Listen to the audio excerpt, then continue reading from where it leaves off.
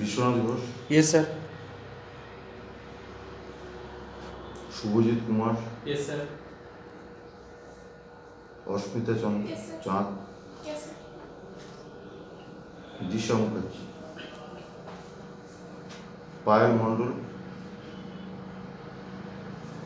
শুভদীপ বিশ্বাস, Present, sir. Shubhamita, Present, sir. Nipa Sen, Yes, sir.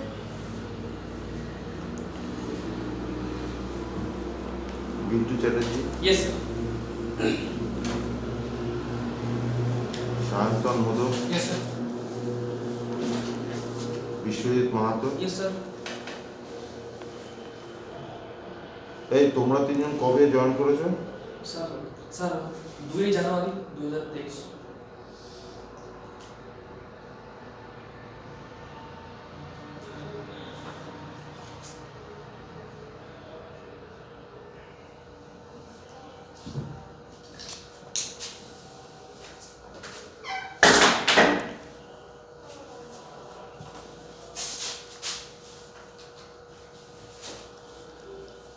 The next topic of discussion is delta. Now, you all know for this particular shape, the term has come from the Greek letter delta, and delta is defined as a discrete shoreline protuberance formed at a point where a river enters an ocean or lake. But in all rivers you won't get delta. So there must be some prerequisite for formation of delta. Actually, delta formation largely depends on the slope of the coastline. If the coastline is very steep, as in case of western margin of peninsular India, there you won't find any delta. But where the coastline is quite gentle and basically constructive coast, there we get delta deposit. Now, delta formation depends on certain factors, type of delta also. Now there are two situations, as I have mentioned, either when the river enters a lake or ocean. In these two cases, the situation will be different. When the river is entering into a lake, the river water is charged with sediment, and this water sediment mixture being denser, it will flow along the bottom of the lake when it enters into the lake as a turbidity current. Okay. But when a river is entering into the sea, there, since river water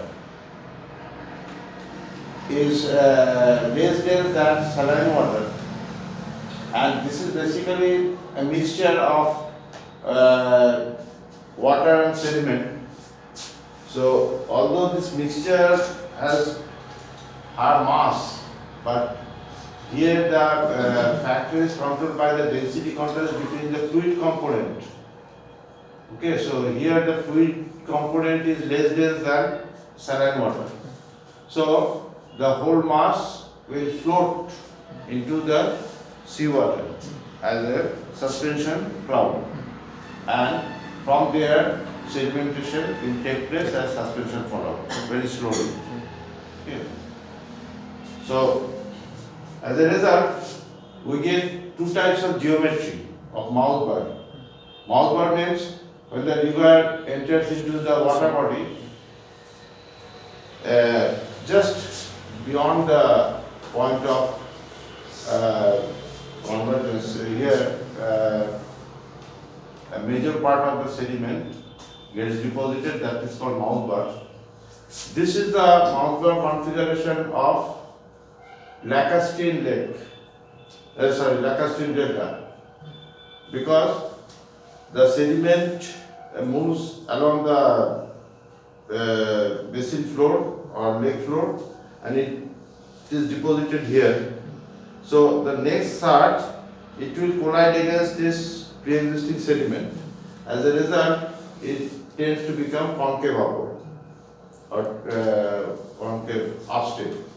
But in this case, when it is entering into a sea, the whole material is floating, then suspension fallout takes place. So here the sediments are accumulated like this, and dilute flow bypasses this accumulation, so it becomes convex upstream. Okay, this is the basic difference between the deltaic, lacustrine delta and marine delta. Now, this is actually the river entering into a sea, and this is your mouth bar.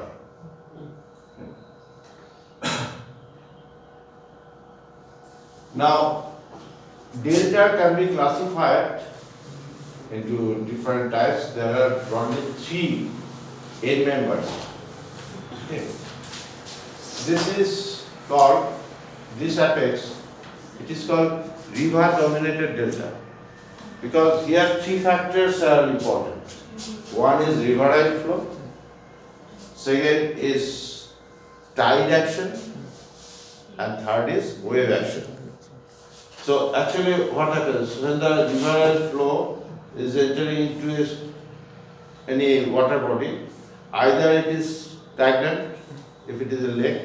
Actually in case of large lake, you will also get this action of wave. So just this flow is obstructed by the presence of this water body, and due to sudden fall in energy, substantial amount of material gets deposited. That is the basic reason behind the delta formation.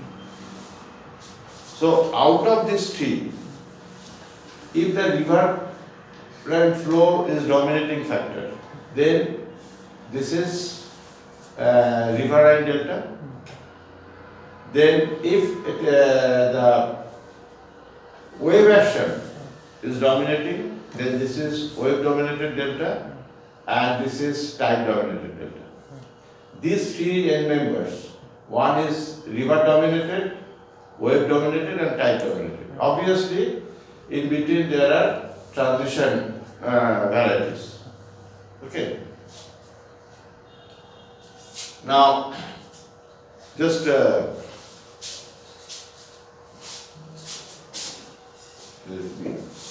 basic principle. This is the riverine flow, this is your coastline. When this riverine flow is obstructed by the presence of this water, whether it is a lake or a sea, the flow will enter into it. If it is a lake, it will proceed like a turbidity current, and if it is sea, then it will float as suspension flow. This is the major part. And due to this obstruction, normally the river is overflowing. So here natural levees are deposited, like elongated bars. Okay. So if it is river dominated, then riverine flow can overcome the action of wave or tide, particularly if it is the coastal plain is very gently sloping. In that case, normally we get river dominated. And here comes your mount bar. Now, in case of river dominated delta, these natural levees will proceed gradually. Okay. But where it is wave dominated, then wave action is taking place in this direction, perpendicular to the growth of this. So as a result, these sediments are reworked and redeposited as bars parallel to the coastline. Okay, due to action of wave. And when it is tide dominated, then during low tide, this natural levees can proceed like this because coastline is here, and when it is high tide, water will come here, so it is exposed to action of wave. So it will spread over the vast area, but here the geometry will be something like this. This end is slightly blunt, oval shaped. Okay, because of slight wave action, but elongation sense is retained. Okay, this is the broad difference between these three. Now, first is elongate delta or river dominated delta. Best example is Mississippi. Here you see a river is entering, this is coastal plain, very gently dipping, very shallow coast. So here, gradually the river is encroaching the coastal region, and these are the natural levees. Okay, so a part foot type geometry develops. This is called part foot develops. Best example is Mississippi. Sir এটা যখন Tide হতে থাকবে তখন এই oval shape স্ট্রাকচারটাকে erosion করে দেবে না?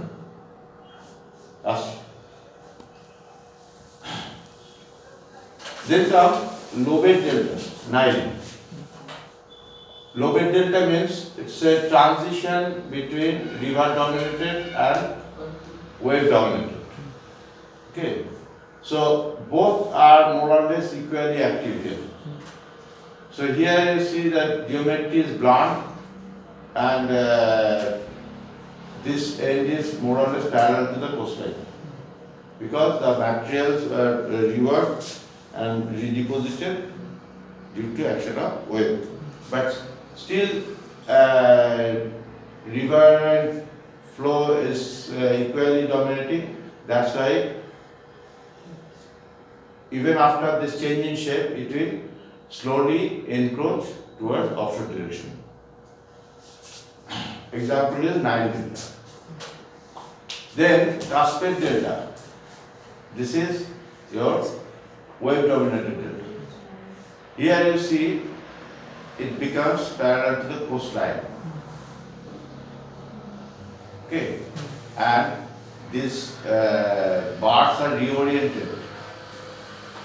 This is the elongation direction. This is the river, and this is the elongation direction of the bars. Here you see bars have become parallel to the coastline. Okay. Example is copper delta. Then estuarine delta. that is your tide dominated delta. Best example is Sundarban delta.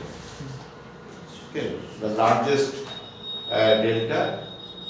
Here you see, this is your high tide limit, this is your low tide limit. So here during low tide, river can approach the sea up to this level. So these are the bars, and due to during high tide, since they are exposed to your action of wave, so this end tends to become slightly blunt. Okay, but sense of elongation is retained. Example is Sundarban delta. This is your Sundarban delta. Okay, and here you see the shape of these bars. Actually, these are distributed channels. Each of these are named some other river, but actually this is your delta plane. And these are the bars. All bars are tapering towards upstream direction and blunt towards downstream direction.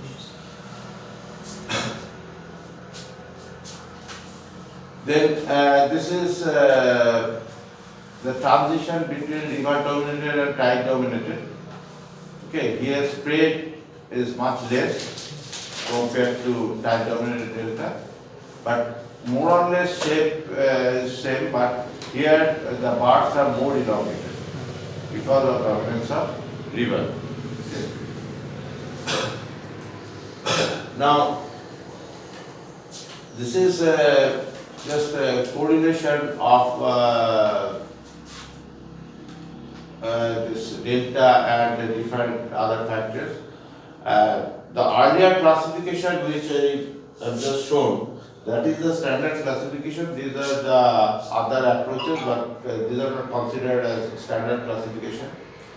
Normally, when it is river dominated delta, fluvial dominated, then it tends to become mud and silt rich. Okay, this part is not actually delta, that is alluvial fan, that is a different setting. And here drainage area, when it is river dominated, drainage area is quite large. When it is alluvial fan, obviously very small. Okay. So this is your river dominated situation, this is wave dominated and tide dominated. These are few examples, okay, of different types of delta. Now, for us, more important is to understand the delta sub-environments, because this is a depositional system, so there must be some different subsystems.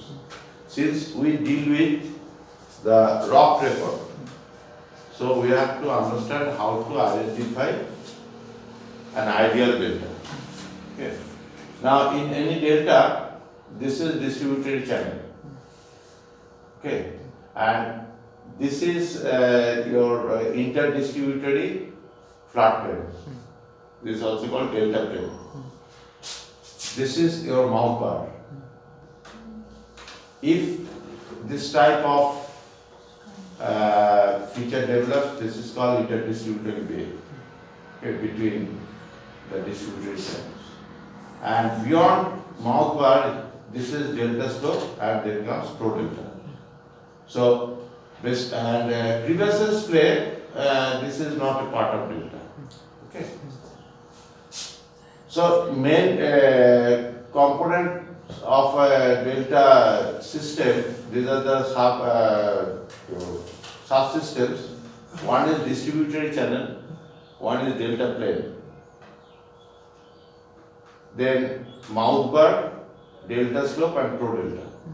These are the major types. Now, as I mentioned, this is also called Bart's foot type. Now, river dominated delta, these deltas occur when wave and tide action are relatively weak. River cooperates with levees into their basin. Example. Now, in river dominated delta, for each channels you will get mount bar, and in between there is interdistributary bay, and this is the deposit. Now this is pro delta, that is the offshore end of the delta. This is mainly fines, with some thin layers of fine sand to seal to fine sand mostly, and this is clay. This is called pro delta mount. Okay, and most important is to distinguish between different delta deposit, this mount bar deposit. Okay, this is the part from which we can identify whether it is a river dominated delta or tide dominated delta or wave dominated delta. Okay. Otherwise the rest parts are more or less same in all the deltas.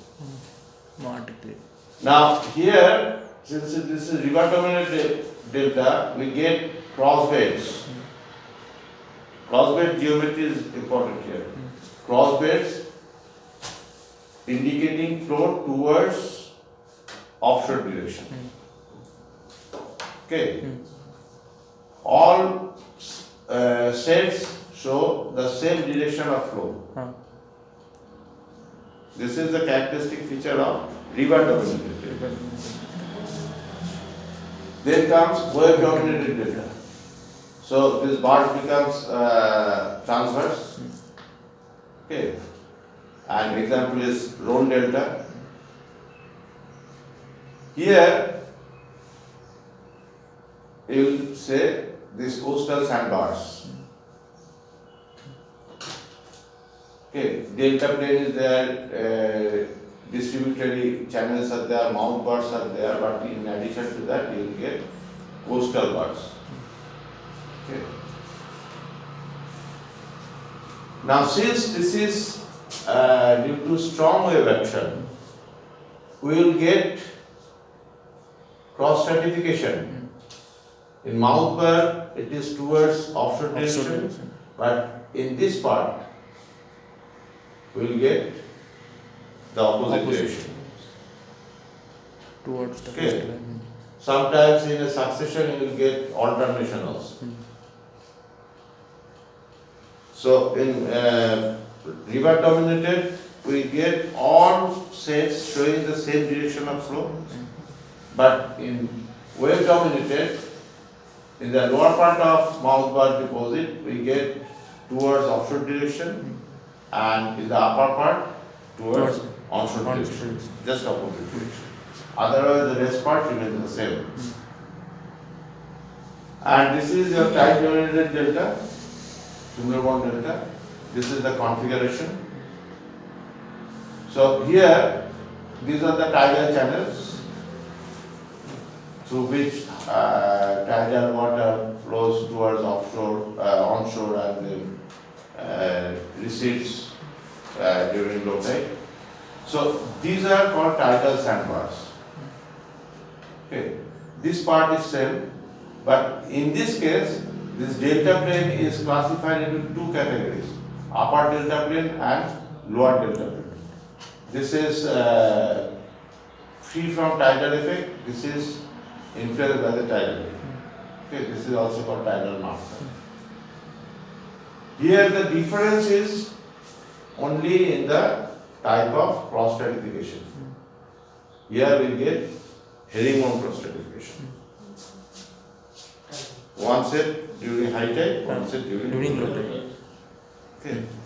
So and these sands are also reworked and redeposited. So this is the feature from which we can identify a tide dominated delta. That is the basic difference between different types of delta. And this is one type of delta. This is called winged type.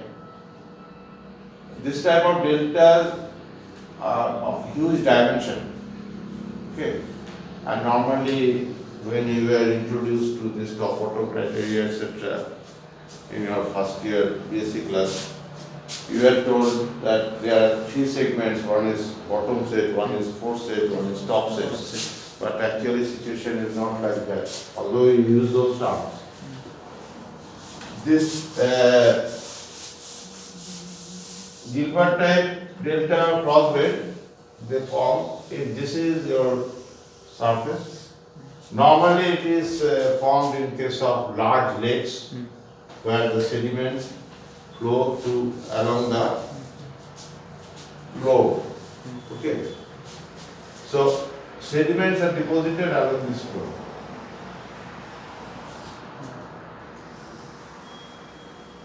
So basically, these are sigmoidal shaped. This portion becomes gradually asymptotic with the base. Okay. During next surge, this part is eroded and deposited like this. So, if you see here, just in this part, you will get the truncation region. But actually, what you are identifying as top set, this is the proximal part of the next force set. Force sets are sigmoidal. So this, what you identify as top set, this is actually the proximal part of the younger force set. Okay, but in the downstream side, this becomes asymptotic, so you will get parallel sets. But normally people say bottom set. Okay. And this type of delta deposits are called Gilbert type delta. And this is your typical delta deposit. This is normal. Okay. And this is pro-delta mark. Gradually you will get sandy interlayers, thin interlayers. Then one thick sand deposit. This is your mountain. Okay. This is typically cross-braided sensor. And in rock record, we often get this material is repeated. Okay. And that is due to switching of delta. So at any particular time, the delta was here. Then due to lateral switching of the river, after deposition of this delta, this next delta was formed here. So obviously this successive delta deposits are partially overlapped. So in the section, we get set of deltas. But interestingly, either you will see gradually it is becoming thick or gradually it is becoming thin. Thin means thick means the center part of the delta deposit. Thin means marginal part. One thick followed by a thin part. That is the main delta shifted. So if you go in the adjacent area, you will get the thicker part. So this is due to this switching of delta. And delta progradation, this is another important thing. It depends on the overall tectonic condition. If it is a passive margin, then we often get this delta progradation. Delta progradation means after deposition, the next material will be deposited above it. Okay. So this is a process of regression also, because due to excessive deposition, the coastline is being shifted towards offshore direction. So this is called normal regression. Now in that case, what happens, gradually the delta moves towards offshore terraces. Offshore terraces. This is called delta progradation. Now in a delta, you see this is the coarse grain material and this is fine grain material. When the delta is prograding, so gradually the coarser material is coming above the relatively fine material, so it will produce a coarsening upward succession. Okay, coarsening upward succession means that implies progradation of delta. But if there is any transmission, then obviously you will get just the opposite. And these are the situations due to delta progradation. This is your mouth bar, and this is pro-delta deposit. So pro-delta and delta stroke mark, this is fine grain. Mouth bar is coarse grain. When it proceeds towards offshore, gradually this mouth bar proceeds. So you will get coarsening upward succession. Okay. And delta cycle.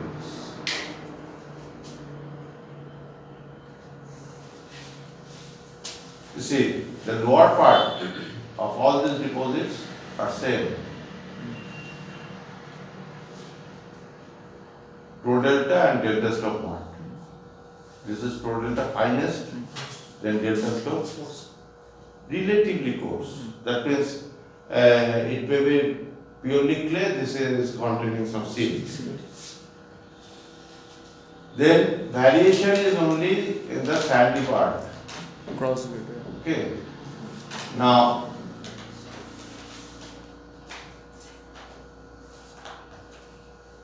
you see, this is your interdistributary pay. This is mouth bar. Again, some mud is there. Okay. This is, if you see the section here. If you see the section here, then this is a channel deposit. Overlying the mouth bar. Mouth bar is common in all cases, but the overlying deposit is different. This is purely mouth bar, so it ends with mouth bar. And if crevasse play is there, but crevasse play is not essentially part of any delta deposit. Crevasse play means in the old stage of river, there are levee deposit and floodplain deposit. During a high flood, sometimes this levee deposit is parched and excess water will flow through that gap into the floodplain. Since it is containing huge amount of sediment, so a large deposit is formed. It looks like a fan, but very shallow and low dipping fan, mainly made up of very fine grained material, which was in suspension. That is called crevasse play.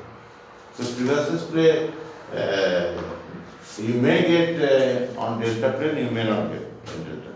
So it is not essential constituent, but these are the essential constituents. Particularly this deposit and this deposit. These two deposits we get in any delta succession. Regarding delta, I will send you a paper as your text.